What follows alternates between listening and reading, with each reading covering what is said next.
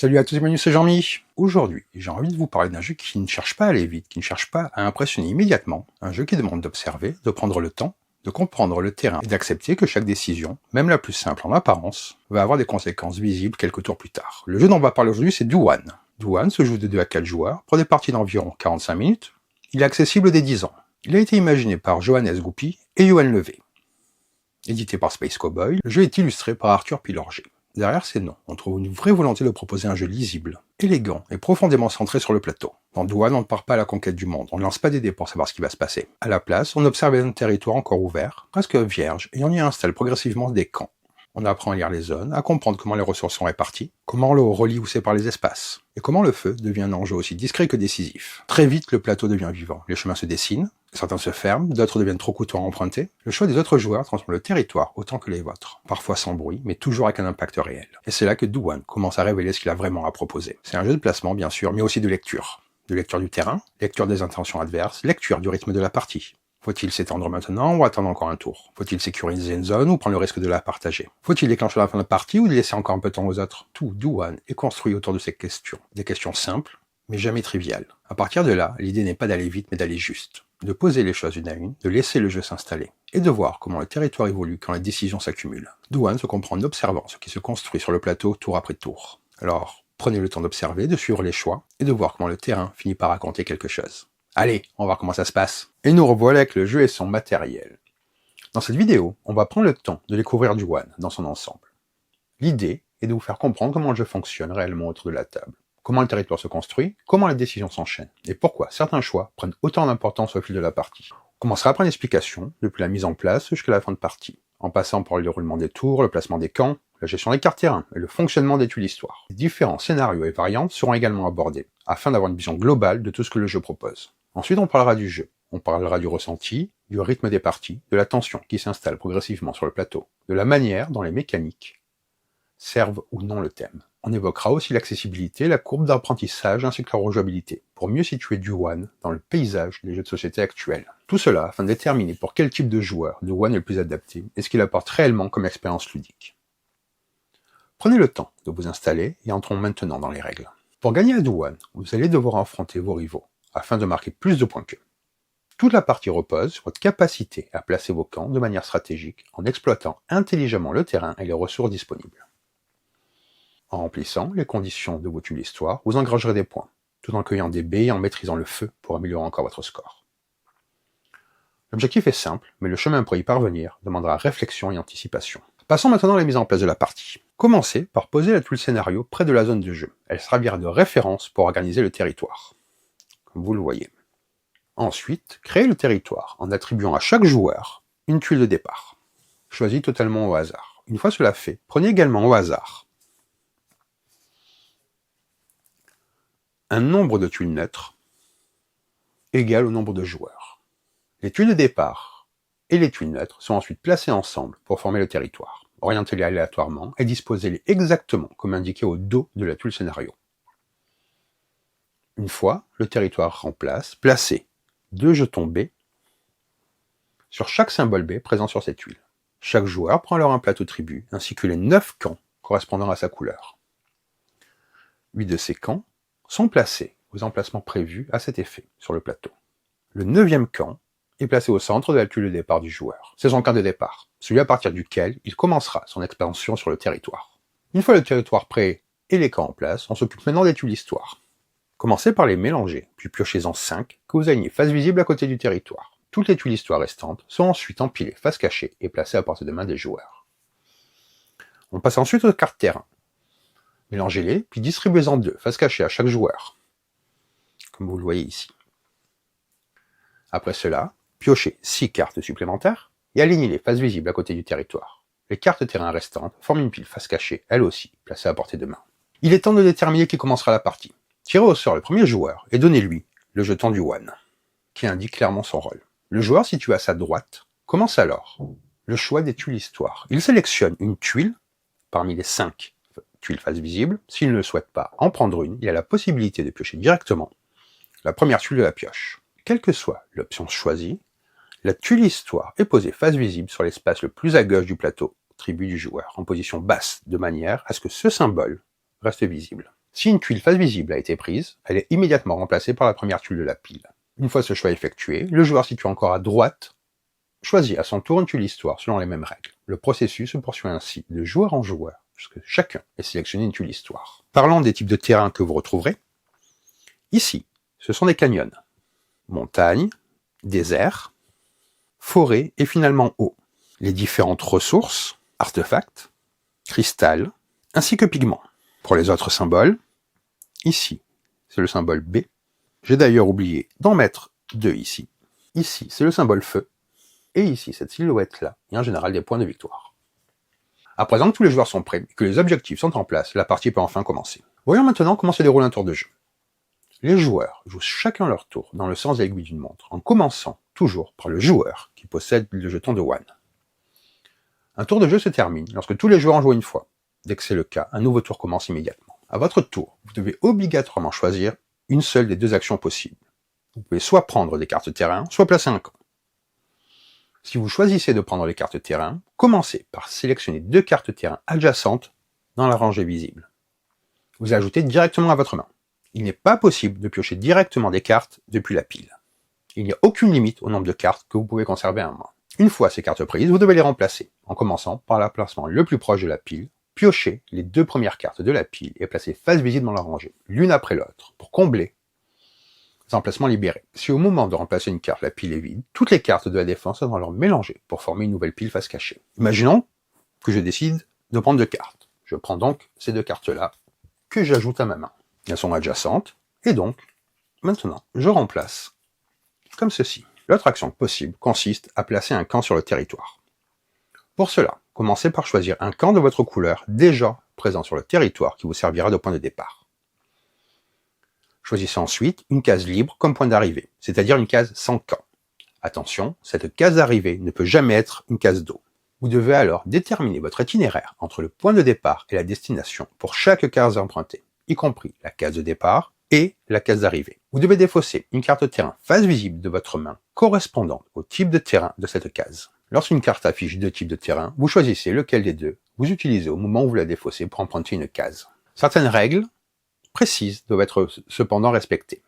Si votre point de départ est votre camp de départ, la première carte que vous défaussez peut être n'importe quel type de terrain. En revanche, si votre point de départ n'est pas votre camp de départ, la première carte défaussée doit obligatoirement correspondre au type de terrain de la case sur laquelle se trouve le camp choisi. Ici, vous avez les types de terrain, et ici, vous avez différents symboles. Les zones d'eau fonctionnent différemment.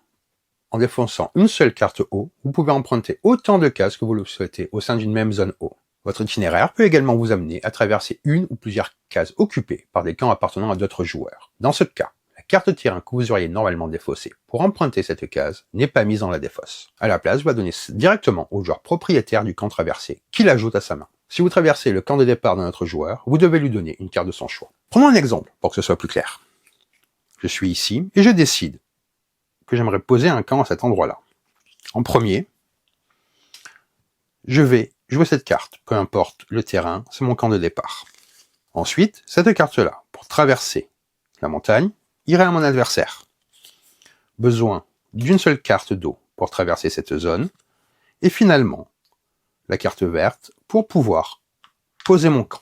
Une fois que toutes les cartes terrain requises pour l'itinéraire ont été correctement défaussées et ou données aux autres joueurs, prenez le camp situé le plus à gauche sur votre plateau tribu et placez-le sur la case d'arrivée. Le déplacement est alors terminé. Une fois qu'un camp a été placé sur le territoire, certains effets peuvent immédiatement se déclencher. Tout d'abord, si la zone dans laquelle vous venez de placer votre camp contient au moins une baie, vous en prenez une et vous la posez à gauche de votre plateau tribu. Il est important de préciser que si plus tard dans la partie vous placez un autre camp dans cette même zone, vous pourrez à nouveau prendre une baie, à condition qu'il en reste encore dans la zone. C'est-à-dire que si je pose un camp ici, je prends un des deux jetons. À ce moment-là, après avoir posé votre camp, vous appliquez immédiatement l'effet qui vient d'être libéré sur votre plateau tribu. Chaque emplacement correspond à un effet précis selon le nombre de camps déjà placés. Pour bien comprendre ces effets, rappelons qu'une zone est constituée d'une ou plusieurs cases connectées entre elles et partageant le même type de terrain. Par exemple, ici nous avons une zone d'eau, ici une zone de montagne, là une zone de désert. Certains emplacements libérés n'ont aucun effet. En revanche, lorsque vous placez votre deuxième, votre quatrième et votre sixième camp, vous gagnez une nouvelle tuile histoire. Vous la choisissez parmi les 5 tuiles histoire face visible dans la rangée. Si aucune ne vous intéresse, vous pouvez piocher directement la première tuile de la pile face cachée. Quelle que soit la méthode choisie, la tuile est placée sur l'emplacement disponible le plus à gauche de votre plateau tribu. Si vous aviez pris une tuile dans la rangée visible, celle-ci est immédiatement remplacée par la première tuile de la pile. Lorsque vous placez votre troisième, cinquième et septième camp, un autre effet peut s'appliquer. Vous avez alors la possibilité de glisser une carte terrain de votre main sous l'emplacement correspondant de votre plateau tribu. Par exemple,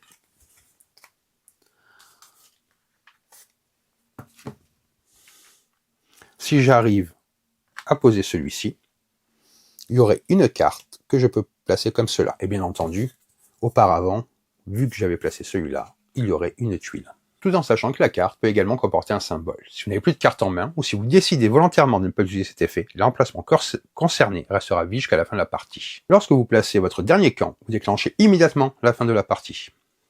Je reviendrai un petit peu plus tard. De plus, lors du décompte final, vous gagnez un point supplémentaire. Parlons maintenant des tuiles histoire, qui constituent la principale source de points dans D1. Pour marquer des points grâce à ces tuiles, et pour calculer précisément ce qu'elles rapportent en fin de partie, vous devez remplir les conditions de terrain et de ressources qui y sont indiquées. Comment lire une tuile histoire? Ici, c'est les symboles de feu, les points, et ici les conditions.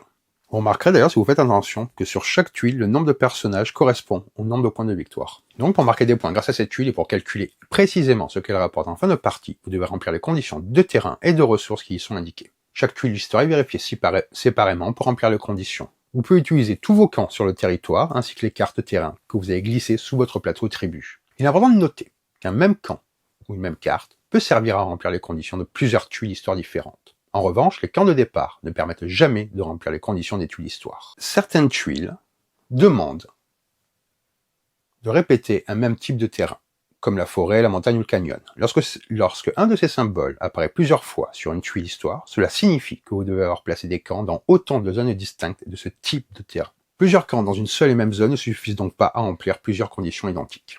D'autres tuiles font apparaître plusieurs symboles hauts. Dans ce cas, vous devez avoir des camps adjacents à autant de zones d'eau distinctes. Un même camp peut être adjacent à plusieurs zones d'eau. Il peut alors compter pour chacune d'elles, tant qu'il s'agit de zones différentes. Lorsque des symboles de ressources apparaissent plusieurs fois sur une tuile, vous devez avoir placé ces camps sur des cases adjacentes à autant de symboles distincts de cette ressource. Chaque symbole ne peut remplir qu'une seule condition de ce type, quel que soit le nombre de camps adjacents à ce symbole. Prenons quelques exemples pour que ce soit plus clair. Ici, j'ai deux camps dans la même zone de forêt. Ils sont aussi adjacents à la même zone d'eau. Donc là, j'ai une forêt et une eau, ainsi que le symbole de pigment. Prenons notre exemple avec cette tuile. Ici, j'ai un désert et un cristal. Ce joueur-là a une eau, une montagne et un cristal. Ce joueur-là a donc une montagne, une forêt, deux eaux et un pigment. Et là, grâce aux cartes placées sur mon plateau, j'ai une forêt, un canyon, un désert et deux artefacts. À la fin de votre tour, une vérification importante a lieu. Vous devez regarder chacune de vos tuiles histoire et vérifier si les conditions sont remplies. Pour chaque tuile histoire dont les conditions sont satisfaites, faites-la glisser vers le haut de votre plateau tribu. Une fois cette tuile déplacée, vous piochez immédiatement une carte terrain depuis la pile. Vous pouvez piocher aussi une carte pour chaque tuile histoire que vous venez de glisser. Une fois cette étape terminée, votre tour prend fin, et c'est alors au joueur situé à gauche de jouer. Imaginons que nous soyons à la fin de mon tour, que nous soyons dans cette situation-là. J'ai deux camps dans des zones de forêt qui sont distinctes, ainsi qu'une carte placée sous mon plateau tribu. J'ai également un camp adjacent à un artefact, et j'en ai également un sous mon plateau. Toutes les conditions indiquées sur cette tuile histoire, à savoir 3 terrains et 2 ressources, sont remplies. Donc je fais glisser ma tuile vers le haut, comme ceci. Et je pioche une carte terrain. Et mon tour est terminé. La fin de partie est déclenchée dès qu'un joueur place son dernier camp sur le territoire. Une fois cet événement survenu, le tour en jeu en cours est mené jusqu'à son terme afin que tous les joueurs aient joué le même nombre de tours. Lorsque ce dernier tour est terminé, on passe immédiatement au décompte des points à l'aide du bloc de score. Avant de compter les points, toutes les tuiles histoire dont les conditions ne sont pas remplies sont immédiatement défaussées. Seules les tuiles histoire validées, c'est-à-dire celles qui ont été glissées vers le haut durant la partie, sont prises en compte. Le décompte se fait selon la tuile scénario et en plusieurs étapes. Pour compter les points, vous faites donc comme ceci. Vous commencez par compter le nombre de points des tuiles d'histoire qui ont été validées. Ensuite, vous marquez un point pour chaque feu figurant sur votre tuile d'histoire et sur les cartes terrain glissées sous votre plateau. C'est-à-dire si les cartes sont comme ceci par exemple. Sans oublier le feu que vous avez marqué si vous avez placé votre dernier camp. Par ailleurs, le joueur qui cumule le plus de feux gagne 4 points supplémentaires. En cas d'égalité, les intéressés gagnent tous 4 points. Ensuite, les camps. Vous allez marquer 4 points pour chaque groupe d'au moins 2 camps connectés de votre couleur sur le territoire. Et finalement, vous allez marquer 2 points pour chaque jeton B gagné durant la partie et pour chaque symbole visible sur les cartes terrain glissées sous votre plateau tribu. Le joueur ayant le plus de points remporte la partie. En cas d'égalité, le gagnant, le joueur ayant le plus de cartes terrain en main. Si l'égalité persiste, la victoire est partagée. Passons maintenant au scénario en équipe. Pour jouer en équipe, commencez par poser la tuile scénario près de la zone de jeu. Les règles utilisées sont exactement les mêmes que celles du jeu classique à 4 joueurs. La seule différence concerne l'organisation des joueurs. Ils forment 2 équipes de 2, avec un membre de chaque équipe assis face à face. De cette manière, les équipes jouent alternativement en respectant l'ordre du tour. La partie se termine à la fin du tour de jeu, au cours duquel un joueur place son dernier camp. Une fois ce tour terminé, les points des 2 joueurs de chaque équipe sont additionnés afin d'obtenir le score final. Pour le décompte, l'équipe marque d'abord la somme des points situés sur les tuiles histoire validées par ces 2 joueurs. Elle marque ensuite un point pour chaque symbole feu, totalisé par les 2 membres de l'équipe. L'équipe qui possède le plus grand nombre de symboles feu gagne 4 points supplémentaires. En cas d'égalité, chaque équipe concernée gagne ses 4 points. L'équipe marque également 4 points pour chaque groupe d'au moins 2 camps connectés sur le territoire, à condition qu'au moins un camp de ce groupe appartienne à un joueur et qu'un autre appartienne à son coéquipier.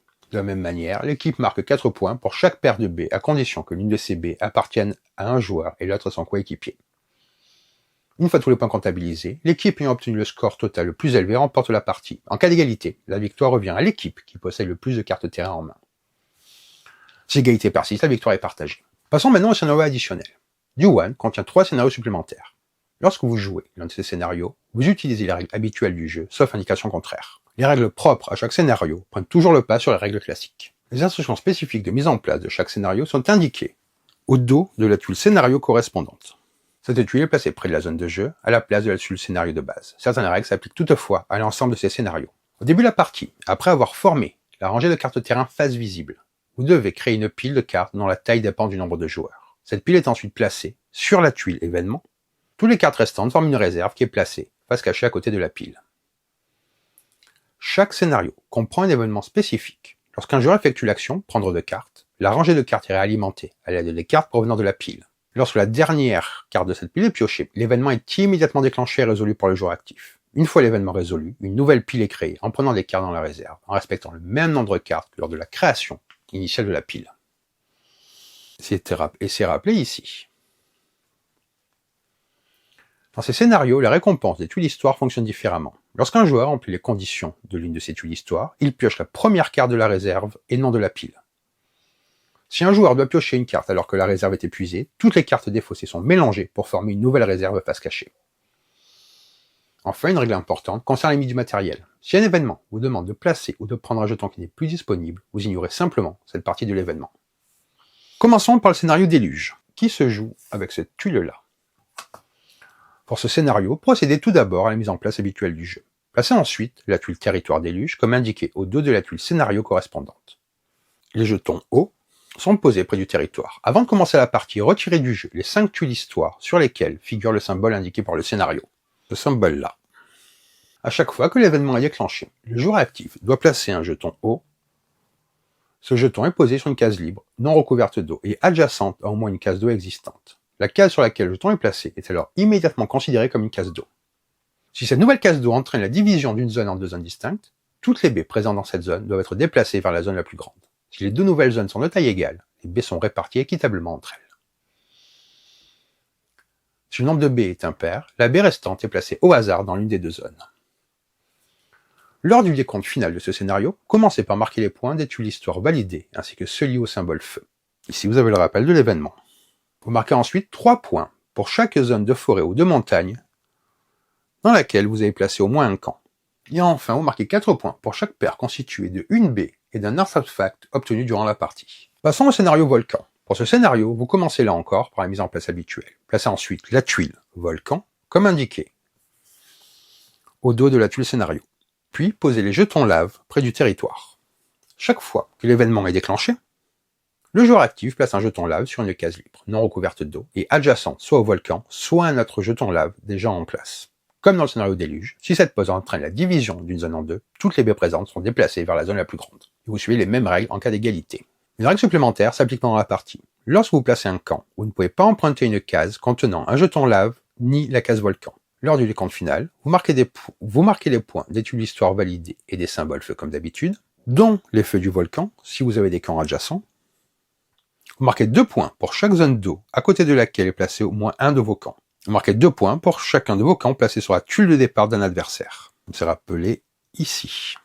Et finalement, vous marquez 3 points pour chaque paire constituée de une baie et de un feu obtenu durant la partie. Voyons maintenant les villages lacustres. Commencez par procéder à la mise en place habituelle du jeu. Une fois le territoire installé, placez les jetons poissons à côté de la zone de jeu. Dans ce scénario, l'action placer un camp fonctionne différemment. Lorsque vous placez un camp, vous pouvez choisir de le placer directement sur une case d'eau. Vous désignez alors n'importe quelle case appartenant à une zone d'eau comme point d'arrivée pour que ce placement soit valide. Et la dernière carte que vous défaussez doit obligatoirement être une carte eau. Chaque zone d'eau ne peut contenir qu'un seul camp. Ce camp devient alors un village lacustre. Dès qu'un village lacustre est présent dans une zone d'eau, aucun autre camp ne peut être placé dans cette zone par aucun joueur. Un village lacustre peut servir de point de départ pour le déplacement. Dans ce cas précis, la première carte que vous défaussez doit être une carte eau. La carte défaussée ensuite doit correspondre au type de terrain d'une case adjacente à la zone d'eau depuis laquelle vous partez. Si un adversaire emprunte au moins une case dans une zone d'eau contenant votre village lacustre, il ne défausse pas la carte eau correspondante. En la place, il doit vous donner une carte eau que vous ajoutez à votre main.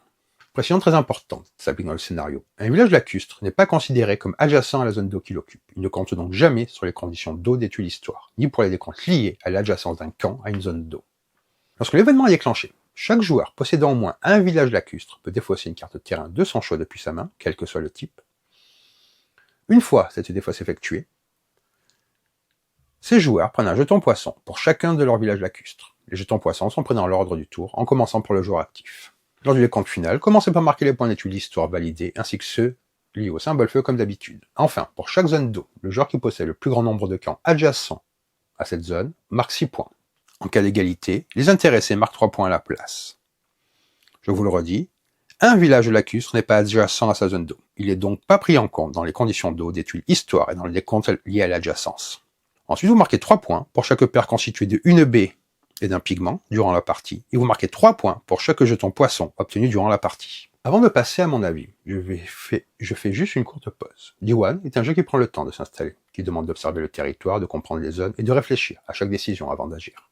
Si vous appréciez mes explications, le temps que je prends pour expliquer les règles, ce qu'un jeu propose réellement autour de la table, alors vous pouvez soutenir la chaîne simplement. Un like, c'est un petit geste, mais c'est aussi une façon de dire que ce format vous convient, que ce rythme vous parle, et que ce type de vidéo a sa place ici. S'abonner, c'est juste choisir de revenir de temps en temps pour d'autres découvertes, d'autres avis, avec la même intention. Et puis les commentaires. Dans D1, le territoire se construit par l'accumulation de décisions individuelles. Ici, c'est un peu pareil. Vos retours, vos expériences de jeu, vos impressions sur les scénarios ou sur certaines mécaniques font vraiment partie de l'échange. L'important, c'est la discussion. Merci d'être là, de prendre le temps de regarder. Et maintenant que le terrain est posé, on peut entrer tranquillement dans mon avis. D1 se présente comme un jeu de placement et de contrôle de territoire. Mais derrière cette étiquette assez classique se cache une proposition bien plus fine. Ici, il ne s'agit pas seulement d'occuper l'espace, mais de le comprendre, de le lire et surtout de l'exploiter intelligemment.